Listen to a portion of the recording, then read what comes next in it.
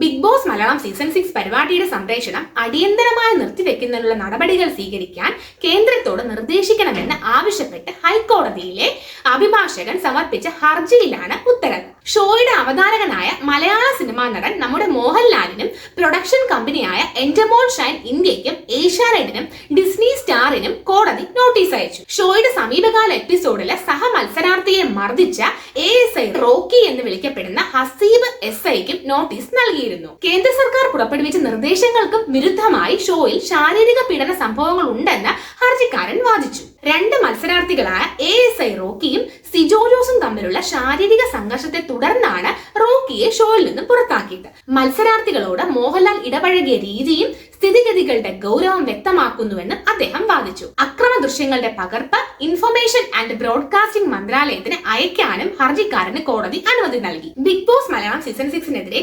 ജസ്റ്റിസുമാരായ A Muhammad Mushtaq, MA Abdul Hakeem എന്നിവരടങ്ങുന്ന bench വിഷയം ഗൗരവമുള്ളതാണെന്ന് അഭിപ്രായപ്പെടുകയും ഏതെങ്കിലും ഉപദേശങ്ങളുടെ ലംഘനങ്ങൾ ഉടനടി പരിഹരിക്കാൻ ഇൻഫർമേഷൻ ആൻഡ് ബ്രോഡ്കാസ്റ്റിംഗ് മന്ത്രാലയത്തിന് നിർദ്ദേശം നൽകുകയും ചെയ്തു.